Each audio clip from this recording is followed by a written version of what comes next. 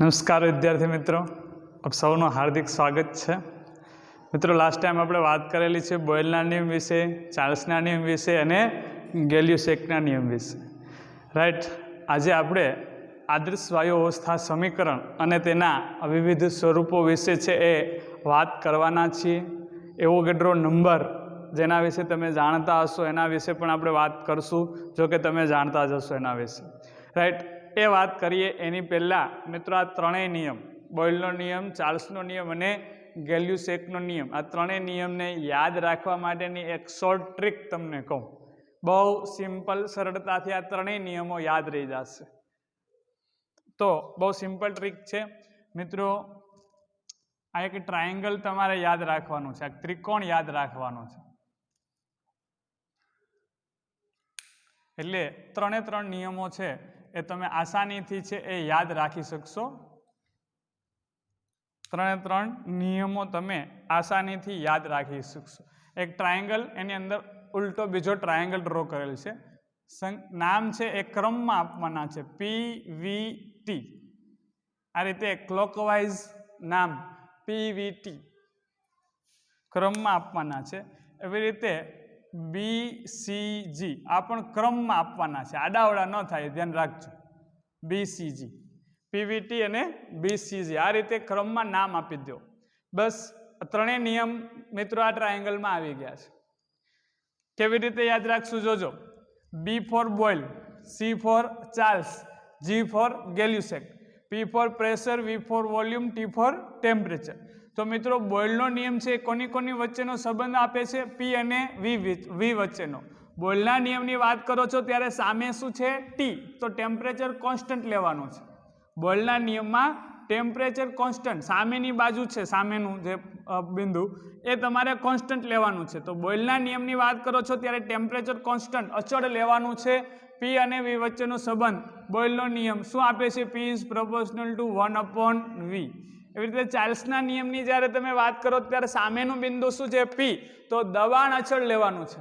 દબાણ અચળ સંબંધ કોની વચ્ચેનો? V અને T વચ્ચેનો. શું થશે સંબંધ? V is proportional two T.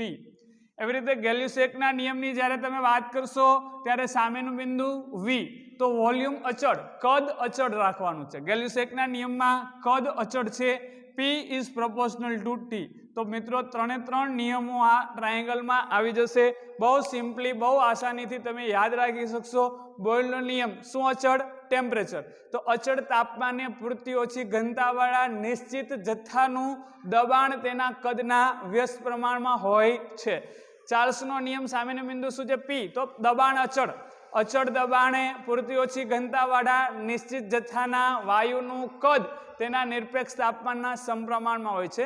ગેલ્યુસેકનો નિયમ શું અચળ લેવાનું છે? કદ. અચળ કદે પૂરતી ઓછી ઘનતાવાળા નિશ્ચિત જથ્થાના વાયુનું દબાણ તેના નિરપેક્ષ તાપમાનના સમપ્રમાણમાં હોય છે. તો મિત્રો, આ ટ્રાયેંગલની મદદથી તમે ત્રણ નિયમ છે એ આસાનીથી યાદ રાખી શકશો. ચલો, હવે આજના લેક્ચરની આપણે વાત કરીએ મિત્રો, તો સૌથી પહેલા એવોગેડ્રો અંક વિશે વાત કરીએ.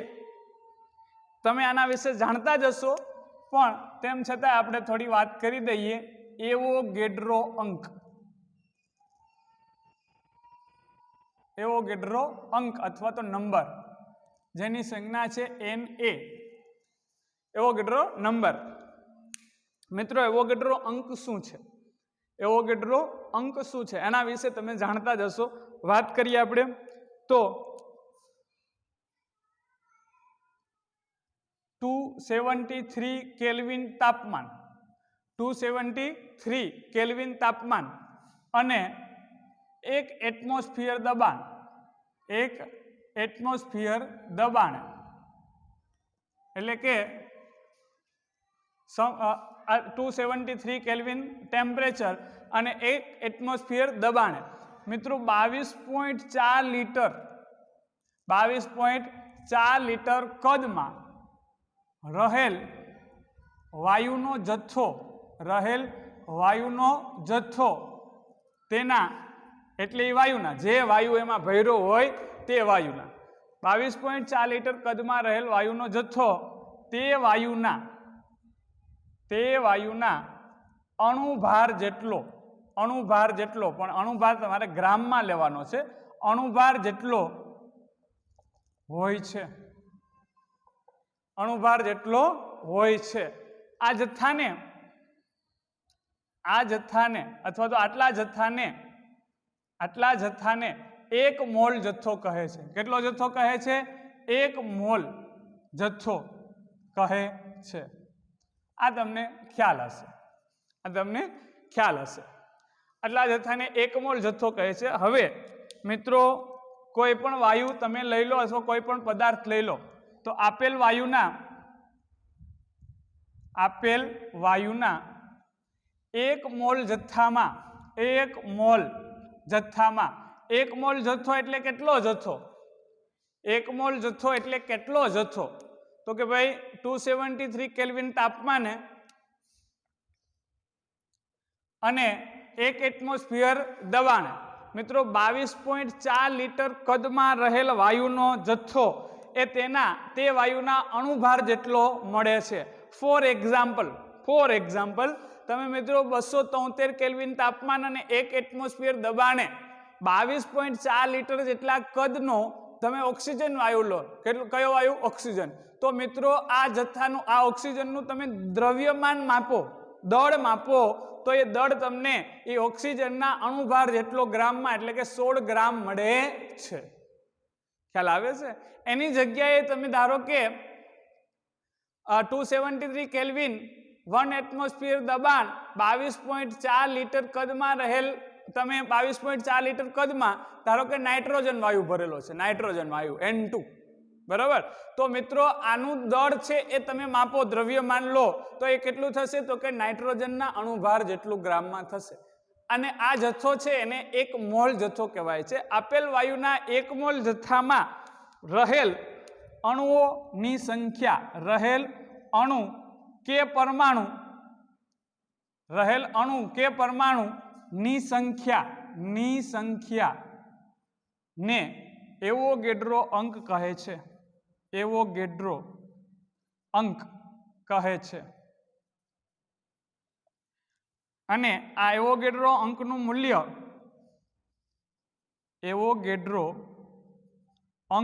મૂલ્ય જે છે એ છે 6.023 ગુણ્યા 10⁻23 મોલ ઇન્વર્સ છે. એટલે કોઈ પણ વાયુ તમે એનો 1 મોલ જથ્થો લેવાનો. કેટલો જથ્થો લેવાનો? 1 મોલ જથ્થો લેવાનો. તો મિત્રો એમાં રહેલ અણુ કે પરમાણુની સંખ્યા છે એ આટલી હોય છે, 6.023 ગુણ્યા 10⁻23 હોય છે. 1 મોલ જથ્થો એટલે કેટલો જથ્થો લેવો? દાખલા તરીકે મારે ઓક્સિજન વાયુનો 1 મોલ લેવો એટલે કેટલો લેવો? તો કે એના અણુભાર જેટલો ગ્રામમાં લેવાનો. આપેલ જે વાયુનો તમારે 1 મોલ જથ્થો લેવો છે તે વાયુના અણુભાર જેટલો જથ્થો છે એ ગ્રામમાં લઈ લ્યો એટલે એનો 1 મોલ જથ્થો થઈ ગયો. અને આ 1 મોલ જથ્થામાં મિત્રો કેટલા અણુઓ હોય છે? 6.023 ગુણ્યા 10⁻23 જેટલા અણુઓ હોય છે.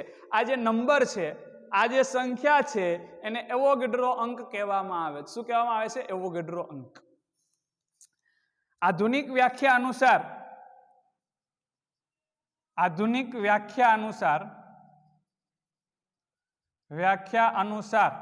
12 ગ્રામ કાર્બનમાં રહેલ અણુઓની સંખ્યા, 12 ગ્રામ કાર્બનમાં રહેલ અણુઓની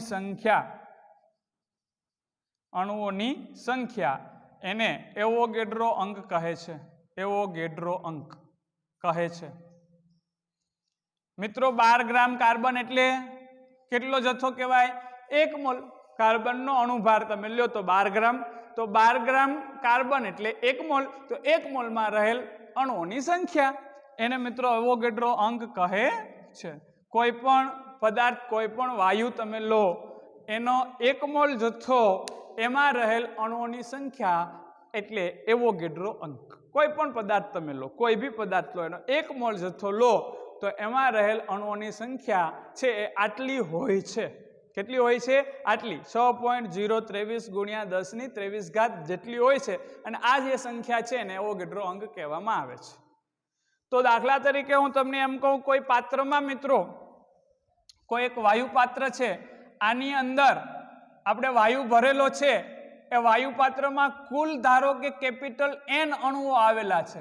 फॉर एग्जाम्पल धारो के वायु पात्र में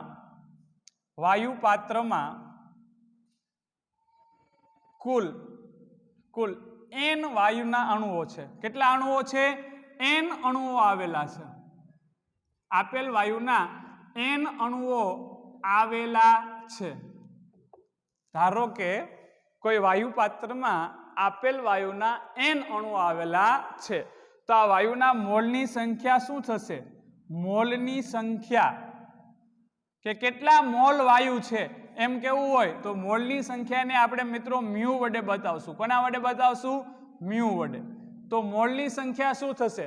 तो आपणे अगाऊ जेम कीधुं एवोगेड्रो नंबर में के 1 मोल होय 1 मोल तो केटला अणुओ? 6.022 गुणिया 10⁻23 अणुओ। उल्टू कहिए कि 6.023 गुणिया 10⁻23 अणुओ होय तो केटला मोल? तो के तो 1 मोल। तो पछी एन अणुओ होय तो केटला मोल थाय? के भाई 6.023 गुणिया 10⁻23 आटला अणुओ होय तो मित्रों 1 मोल। तो पछी एन अणुओ होय केटला अणुओ? एन अणुओ तो केटला मोल थाय? तो तमने मोलनी संख्या मळशे एन ना छेदमां 6.023 गुणिया 10⁻23 एटले के एन ना छेदमां एन अणुओनी संख्या छेदमां एवोगेड्रो अंक एटले तमने मोलनी संख्या मळी जाय। शुं मळी जाय? मोलनी संख्या के केटला मोल वायु रहेलो छे। एवी रीते धारो के तमने आ अणुओनी संख्या खबर नथी पण आ अणुनुं दळ आ बधा वायु अणुओ छे भेगा मळी अने केटलुं दळ थाय ए खबर छे। दळ वायु पात्रमां रहेल अणुओ नु कुल दળ એટલે કે વાયુનું દળ ધારો કે m છે। કેટલું છે? Capital M। તેથી મોલની સંખ્યા કેટલી થશે મિત્રો? મોલની સંખ્યા म्यू શું થશે? મને એ ખબર છે કે આ વાયુ પાત્રની અંદર કેટલો વાયુ ભરેલો છે એ મને ખ્યાલ છે। એના ઉપરથી મારે નક્કી કરવું છે કે કેટલા મોલ વાયુ ભરેલ છે। તો બહુ સિમ્પલ કે મિત્રો જો અણુભાર જેટલો જથ્થો હોય અણુભાર ગ્રામમાં જેટલો વાયુ હોય તો 1 મોલ થાય। તો શું થાય? 1 મોલ થાય। અણુભાર જેટલો દાખલા તરીકે 16 ગ્રામ ઓક્સિજન ભર્યો હોય તો 1 મોલ થાય। તો 32 ગ્રામ ભર્યો હોય તો 2 મોલ થાય। 48 ग्राम भर्यो होय तो 3 मोल थाय। एवी रीते अणुभार जेटलो जथ्थो ग्राम में भरेलो होय अणुभार ने आपणे धारो के अणुभार जेटलो जथ्थो एने आपणे m0 वडे बतावीए m0 तो 1 मोल। तो पछी m जेटलो जथ्थो होय केटलो जथ्थो होय? m ग्राम जेटलो जथ्थो होय तो मित्रों केटला मोल थाय? तो शुं मळशे तमने m गुणिया 1/m0 एटले के मोलनी संख्या छे तमने वायु पात्रनी अंदर रहेल वायुनुं दळ अने छेदमां ते वायुनो अणुभार।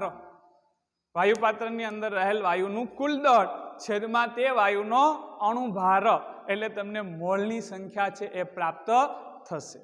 तो मित्रों आ तमारा माटे जाणीती वात ज हती, कोई अजाणी वात नहोती। तमे आ जाणो ज छो बधुं, राइट?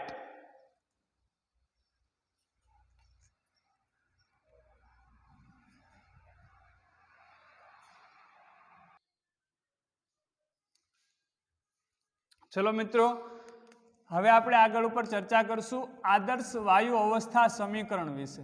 आदर्श वायु अवस्था समीकरण अने तेना विविध स्वरूपो आना विषे हवे आपणे वात करशुं। मित्रों अगाऊ मित्रों आपणे 3 नियमों भण्या, बोयलनो नियम, चार्ल्सनो नियम अने ગેલ્યુસેકનો નિયમ. તો મિત્રો બોયલના નિયમ મુજબ આપણે શું જાણીએ છીએ? બોયલના નિયમ મુજબ P is proportional to 1/V. ક્યારે? નિશ્ચિત તાપમાન અથવા તો અચળ તાપમાન, નિશ્ચિત તાપમાન અને નિશ્ચિત જથ્થો અથવા આ ઇક્વેશનને તમે શું લખી શકો? PV બરાબર અચળ. PV બરાબર કાંઈક અચળ, કાંઈક અહીંયા અચળ વેલ્યુ મળશે. દાખલા તરીકે 3 જુદા જુદા પાત્રો છે, ત્રણેય પાત્રની અંદર રહેલ વાયુનું તાપમાન એક સરખું છે, અચળ છે, અને ત્રણેય પાત્રની અંદર રહેલ વાયુનો જથ્થો એક સરખો છે, તો ત્રણેય પાત્ર માટે P અને V નો ગુણાકાર છે એ એક સરખો મળશે. એ જવાબ શું હશે? કંઈક હશે, જે હશે તે, બરાબર. પણ એ ત્રણેય પાત્ર માટે જવાબ શું હશે? P અને V ના ગુણાકારનો જવાબ કેટલો હશે? ત્રણેય પાત્ર માટે એક સરખો હશે. રાઈટ, આપણે ભણી ગયા છીએ કાલે. એવી રીતે મિત્રો ચાર્લ્સના નિયમ અનુસાર આપણે મિત્રો જાણીએ છીએ કે શું જાણીએ છીએ? ચાર્લ્સના નિયમ અનુસાર હમણાં મેં તમને ટ્રાયંગલ કીધું હતું BCG, તો એમાં શું આવશે? સામે હતું PVT. તો અચળ દબાણે મિત્રો વોલ્યુમ છે એ ટેમ્પરેચરના નિરપેક્ષ તાપમાનના સમપ્રમાણમાં હોય છે. શરત નિશ્ચિત કદ અને નિશ્ચિત દબાણ અને નિશ્ચિત જથ્થો. મિત્રો આપણી પાસે ધારો કે 3 જુદા જુદા વાયુ પાત્રો છે, ત્રણની અંદર દબાણ સરખું, અને ત્રણની અંદર વાયુનો જથ્થો એ સરખો, તો વોલ્યુમ છે ટેમ્પરેચરના સમપ્રમાણમાં હોય, અથવા તમે આને શું લખો? V/T = અચળ. એટલે કે 3 પાત્રો માટે V વોલ્યુમ અને ટેમ્પરેચરનો જે ગુણોત્તર હશે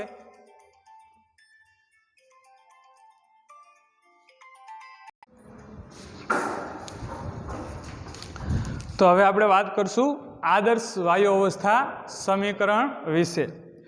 તો મિત્રો આપણે અગાઉ આપણે વાત કરી ગયા એ મુજબ આપણે જાણીએ છીએ બોયલના નિયમ અનુસાર P is proportional to 1/V. ક્યારે? તો કે નિશ્ચિત જથ્થો અને નિશ્ચિત તાપમાન. તો આપણે અગાઉ વાત કરી ગયા છીએ બોયલના નિયમની. ધારો કે 3 વાયુ પાત્રો છે તમારી પાસે. કેટલા?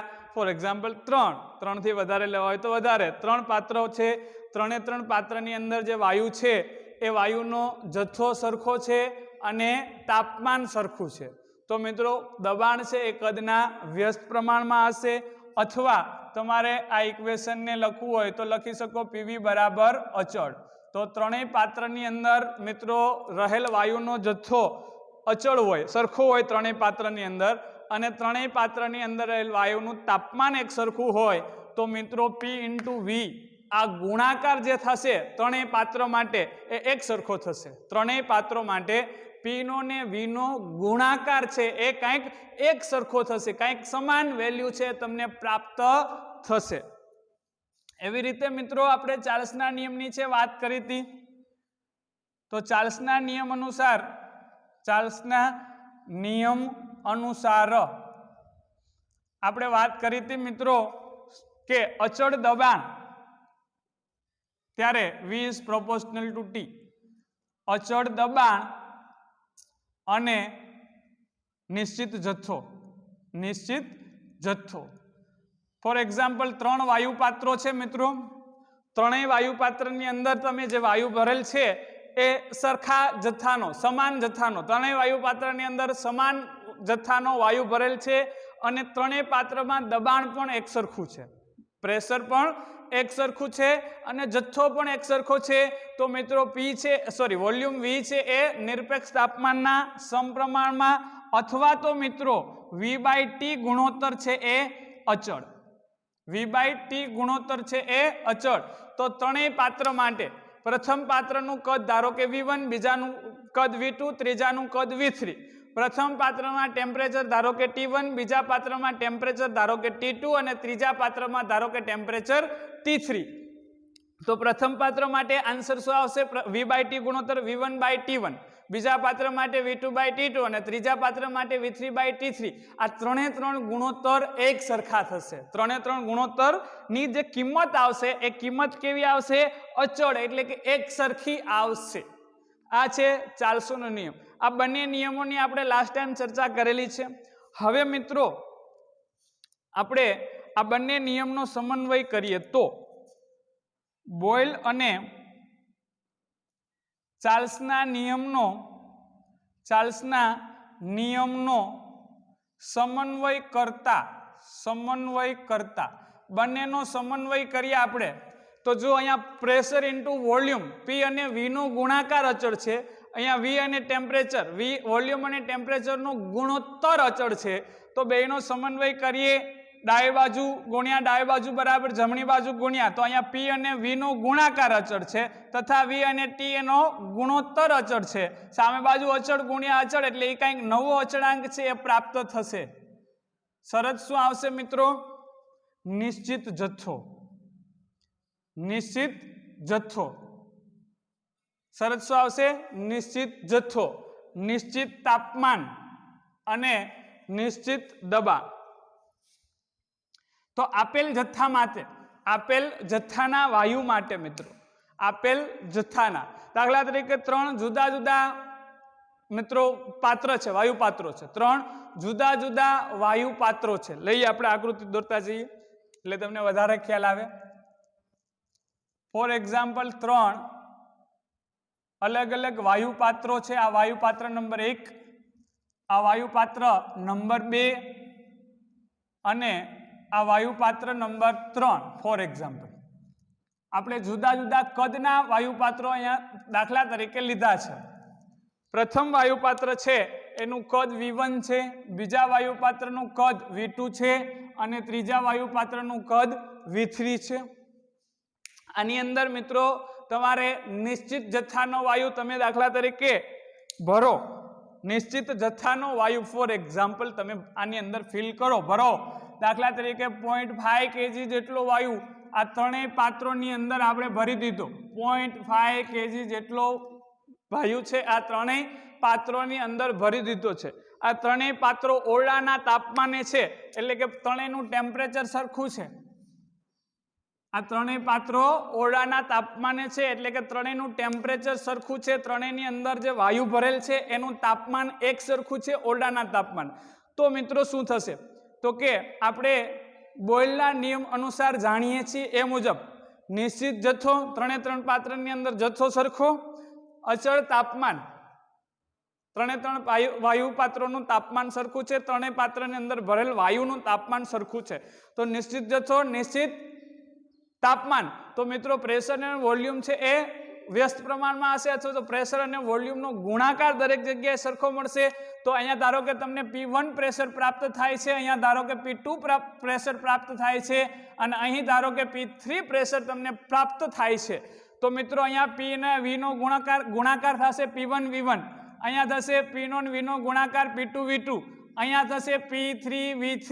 તો આ ત્રણે ત્રણ ગુણાકાર તમને કેવા મળવાના છે મિત્રો? એક સરખા મળવાના છે. એનો જવાબ શું હશે એની આપણે ગણતરી છે પ્રાયોગિક રીતે પણ કરી શકીએ. ચલો આગળ વાત કરીએ તો ચાર્લ્સનો નિયમ એમાં V/T અચળ હશે. એના માટે શરત શું? દબાણ અચળ હોવું જોઈએ. દબાણ અચળ હોવું જોઈએ. અચળ દબાણ નિશ્ચિત જથ્થો, અચળ દબાણ નિશ્ચિત જથ્થો. પ્રેશર તમારે અચળ રાખવું છે. પ્રેશર અચળ. અહીંયા તમે જોવો જોઈએ પ્રેશર કેવું મળશે? અલગ અલગ મળશે. પ્રેશર કેવું છે અત્યારે હાલની કન્ડિશનમાં પ્રેશર કેવું છે? જુદું જુદું છે. અહીંયા પ્રેશર P1 છે, અહીંયા P2 છે, અહીંયા P3 છે. રાઈટ. તમારે ફોર એક્ઝામ્પલ પ્રેશર સરખું કરવું હોય તો શું કરવું પડશે મિત્રો? અહીંયા પ્રથમ પાત્રમાં તમે 0.5 kg જથ્થો, બીજા પાત્રમાં 0.5 kg ને ત્રીજા પાત્રમાં 0.5 kg. તમારે અહીંયા પ્રેશર P1 સૌથી વધારે હશે, P2 એનાથી ઓછું હશે, P3 એનાથી ઓછું હશે. P2 ના P3 ના મૂલ્યો P1 જેટલા કરવા હોય તો અહીંયા જથ્થો છે એના કરતાં અહીંયા વધારે ભરવું પડશે, અહીંયા છે એના કરતાં અહીંયા વધારે જથ્થો ભરવો પડશે. જથ્થો મિત્રો આપણે સરખો રાખવાનો છે, જથ્થો બદલવાનો નથી. તો પ્રેશર વધારવું હોય તો બીજો રસ્તો, આને ગરમ કરો, ટેમ્પરેચર વધારો. જો આ પાત્રનું કદ કેટલું છે V2, તો કદમાં ફેરફાર નથી થવાનો, V2 નું V2 જ રહેવાનું. તાપમાન વધારો એટલે પ્રેશર વધશે. P is directly proportional two T. જ્યારે કદ એટલું ને એટલું રહેતું હોય અને જથ્થો એટલો ને એટલો, તો તમે આને ગરમ કરો તો કદ તો V2 નું V2 જ રહેશે. આની અંદર જે જથ્થો ભર્યો છે એ જેટલો ભર્યો છે એટલો જ, એમાં વધારો ઘટાડો થતો નથી. તો આ પાત્રને તમે ગરમ કરો એટલે એની અંદર રહેલ વાયુનું તાપમાન વધશે. તાપમાન વધે છે તે દરમિયાન મિત્રો વાયુનું કદ V2 જેટલું જ છે અને જથ્થો 0.5 kg છે. તો અચળ કદ અને નિશ્ચિત જથ્થો, તો પ્રેશર છે એ ડાયરેક્ટલી ટેમ્પરેચરના સમપ્રમાણમાં હોય. ગરમ કરશો તો શું થશે? તાપમાન વધશે એટલે સામે પ્રેશર વધશે, વધીને P1 જેટલું ધારોક થઈ ગયું. એવી રીતે આને ગરમ કરો એ વધારીને P1 જેટલું 3 જગ્યાએ શું થઈ ગયું? સરખું પ્રેશર સરખા થઈ ગયા. તો હવે અલગ અલગ કોણ થઈ ગયા ખબર? ટેમ્પરેચર અલગ અલગ થઈ ગયા. તો હવે કોણ અલગ થઈ ગયું? ટેમ્પરેચર અલગ અલગ થઈ ગયા. પ્રેશર તમે કેવા બનાવી નાખ્યા? એક સરખા બનાવી નાખ્યા. ત્રણેય પાત્રોમાં પ્રેશર એક સરખા બનાવ્યા તો મિત્રો શું થઈ ગયું? ટેમ્પરેચર અલગ અલગ થઈ ગયું. શું થઈ ગયું? ટેમ્પરેચર. તો આપણે નિયમ અગાઉ આપણે નિયમની જ્યારે વાત કરી ત્યારે આપણે જાણીએ છીએ પ્રેશર છે ડાયરેક્ટલી ટેમ્પરેચરના સમપ્રમાણમાં છે, તો ત્યારે આપણે વાત કરી હતી. હવે વાત કરીએ આપણે અચળ તાપમાન અને અચળ દબાણ. તો તમારે શું કરવું પડે? ટેમ્પરેચર સરખા રાખવા હોય. ફોર એક્ઝામ્પલ આપણે આવી વાત કરીએ,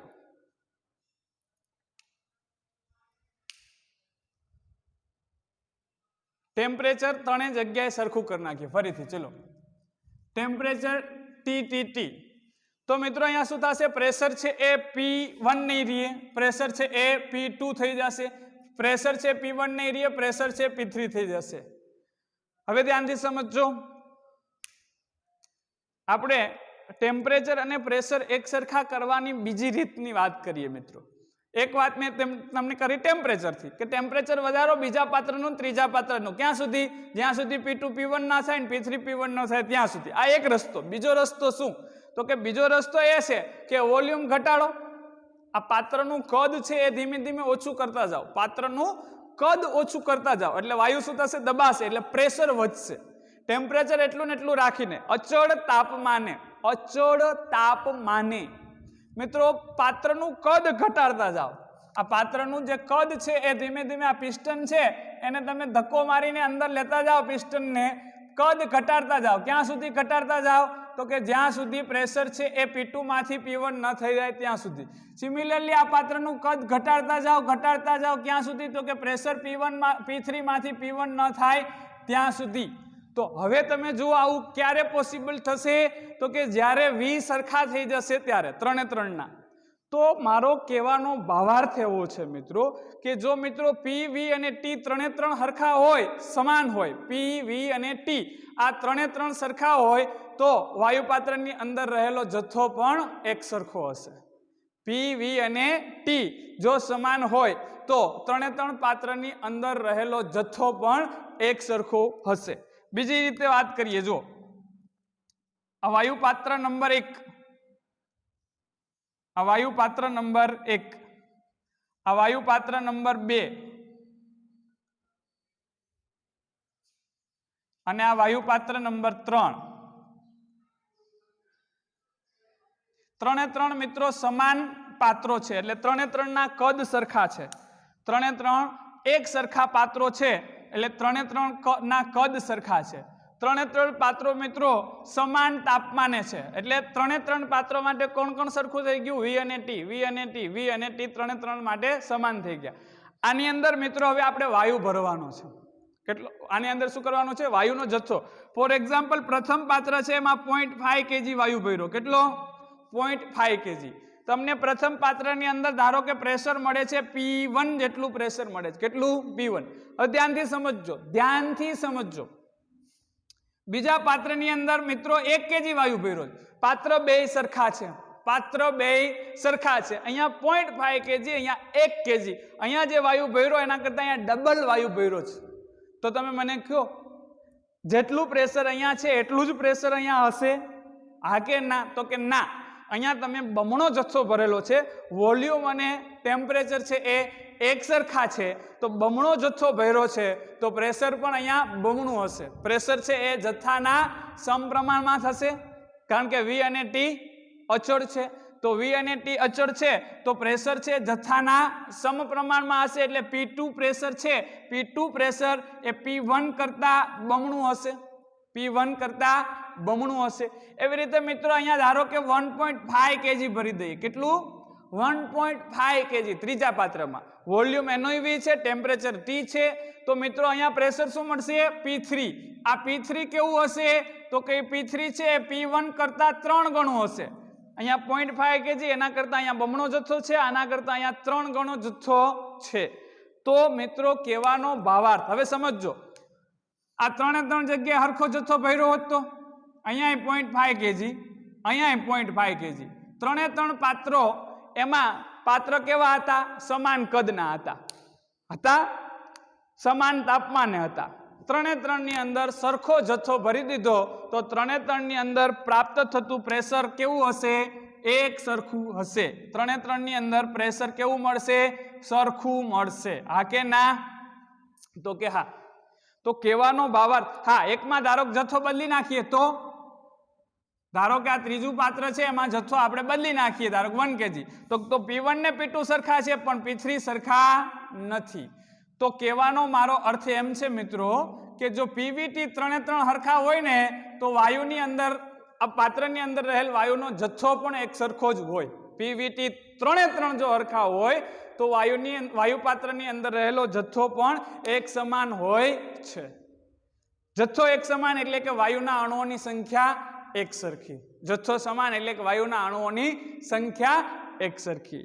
તો બહુ ઇમ્પોર્ટન્ટ વાત કહીએ છીએ. અને આ એવોગેડ્રોનો અધિતર્ક છે. શું છે? એવોગેડ્રોનો અધિતર્ક કે જો P, V અને T ત્રણેય સમાન હોય, જો PV અને T ત્રણેય સમાન હોય તો વાયુના અણુઓની સંખ્યા એક સરખી હોય છે. સંખ્યા એક સરખી હોય છે. જો PVT 3 સરખા હોય તો વાયુના અણુઓની સંખ્યા પણ એક સરખી હોય છે. આ એવોગેડ્રોનો અધિતર્ક છે. શું છે? એવોગેડ્રોનો અધિતર્ક. આપણે ફરીથી મૂળ મુદ્દા ઉપર આવી જઈએ. આદર્શ વાયુ અવસ્થા સમીકરણ અને તેના વિવિધ સ્વરૂપો, આના વિશે વાત કરો. તો આપણે એના માટે શું કર્યું? તો કે બોયલના નિયમ અને ચાર્લ્સના નિયમનો સમન્વય કર્યો તો આપણને કંઈક આવું પ્રાપ્ત થયું. PV/T = અચળ. જો જથ્થો અચળ હોય તો અચળ જથ્થા માટે શું થશે? PV/T અચળ થશે. હા, એના માટે આપણે હમણાં જેમ વાત કરી એમ અચળ જથ્થો હોવો જોઈએ.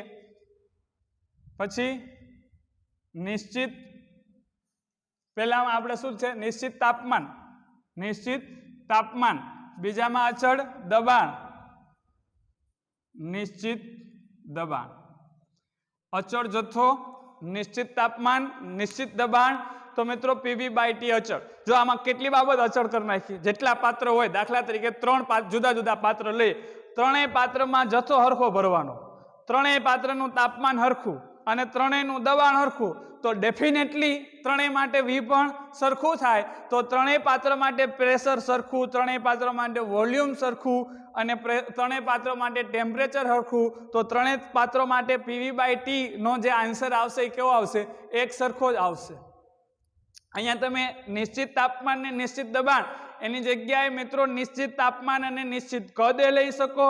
નિશ્ચિત દબાણ, નિશ્ચિત કદ, ટૂંકમાં આ 3 માંથી કોઈ પણ 2, આ 3 રાશિઓ છે એમાંથી કોઈ પણ 2 સરખી લઈ લ્યો અને જથ્થો સરખો રાખો તો ત્રીજી ઓટોમેટિક સરખી જ થશે.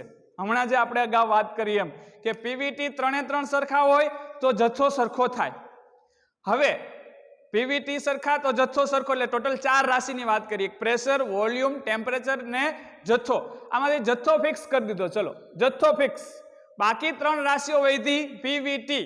આ પીવીટી પૈકી કોઈ પણ 2 સરખી હોય બધા પાત્રો માટે તો ત્રીજી સરખી થાય ને થાય જ.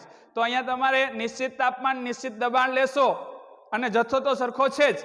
આ જથ્થો તો સરખો લઈ જ લીધો છે મિત્રો, આમાં ફેરફાર નથી કરવાનો. ધ્યાનથી સમજજો. જેટલા પાત્ર છે, દાખલા તરીકે 3 જુદા જુદા પાત્રો છે, ત્રણેય પાત્રોની અંદર વાયુનો હરખો જથ્થો ભરી દેવાનો. પછી આપણે શરત શું મૂકી? ત્રણેયમાં તાપમાન સરખું ને ત્રણેયમાં દબાણે સરખું. તો હવે ડેફિનેટલી એક ઓપ્શન હોય તો કદ સરખા હોવા જોઈએ.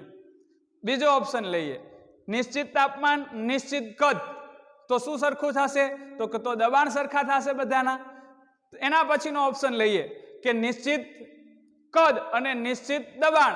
તો ડેફિનેટલી ત્રણેય માટે ટેમ્પરેચર સરખા હશે. તો નિશ્ચિત જથ્થો તમે લઈ લો.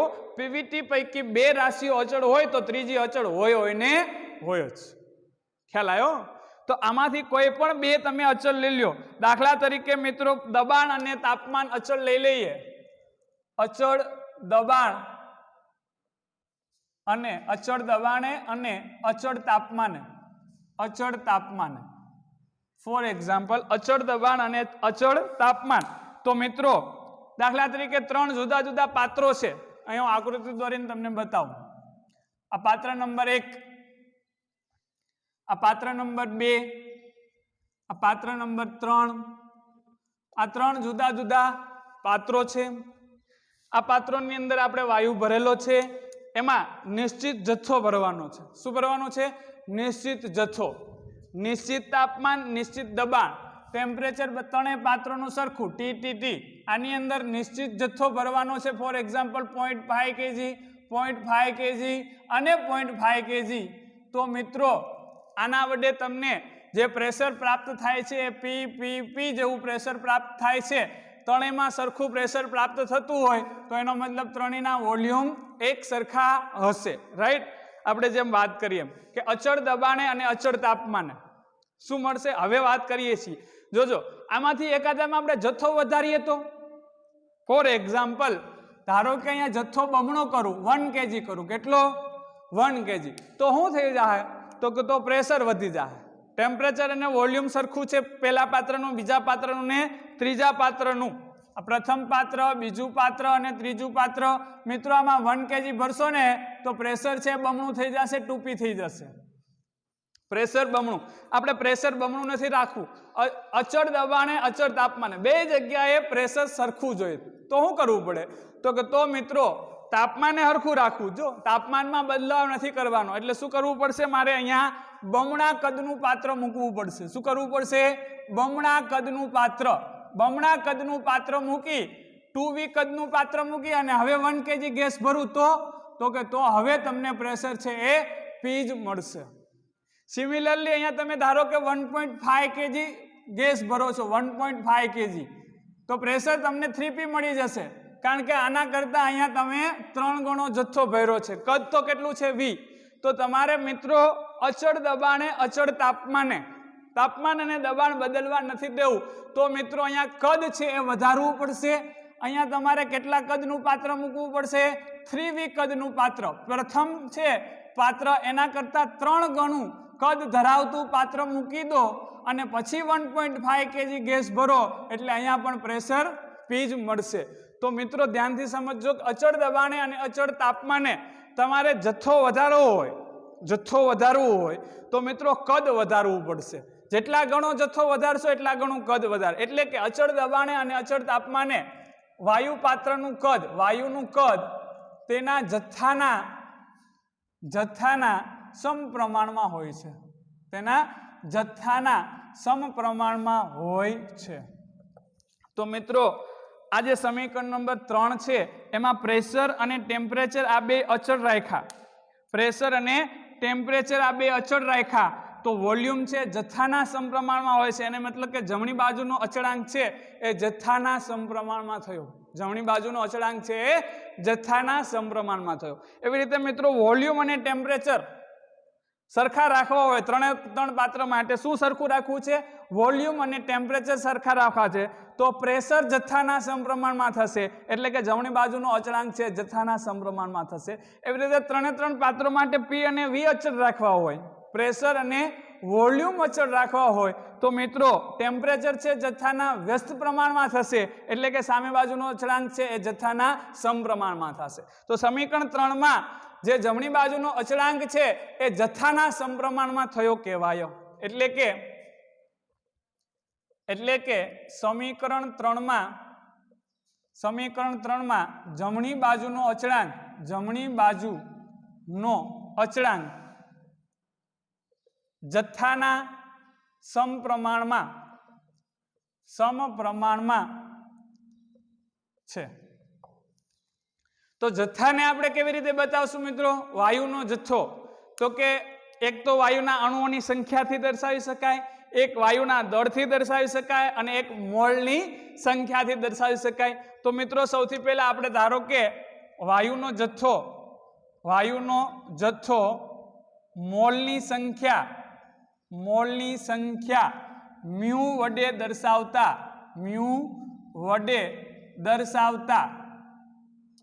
આપણે કીધું કે જમણી બાજુનો જે અચળાંક છે જથ્થાના સમપ્રમાણમાં, એટલે કે PV/T છે એ જથ્થાના સમપ્રમાણમાં. આ અચળાંકને આપણે કેના વડે બતાવ્યું? મોલની સંખ્યા વડે. તો PV/T ઇઝ પ્રોપોર્શનલ ટુ મોલની સંખ્યા mu. PV/T is proportional to મોલની સંખ્યા મ્યુ, અને તેથી PV/T is equal to mu into R. અને આપીએ સમીકરણ નંબર 4, જ્યાં R છે એ સમપ્રમાણતા અચળાંક છે. R છે એ સમપ્રમાણતા અચળાંક છે, જેને કહેવામાં આવે છે યુનિવર્સલ ગેસ કોન્સ્ટન્ટ.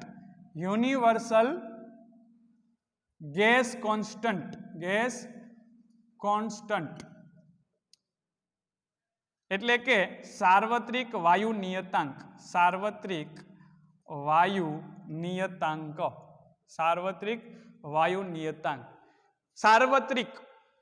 સાર્વત્રિક બધા વાયુ માટે હરખું. આ વાયુ પાત્રની અંદર કયો વાયુ ભરેલો છે એના ઉપર આ કાંઈ ડિપેન્ડન્ટ નથી. આ બધી વાતો કરી આપણે, બોયલનો નિયમ, ચાર્લ્સનો નિયમ, ગેલ્યુસેકનો નિયમ, પછી આદર્શ વાયુ અવસ્થા સમીકરણ વિશે વાત કરી રહ્યા છીએ. એ વાયુ પાત્રની અંદર કયો વાયુ છે એના ઉપર આધારિત નથી. જે વાયુ હોય તે બધાને લાગુ પડે. એટલે R જે છે એ સમપ્રમાણતા અચળાંક છે, જેને કહેવામાં આવે છે યુનિવર્સલ ગેસ કોન્સ્ટન્ટ, જેની વેલ્યુ છે મિત્રો 8.314 જૂલ પર મોલ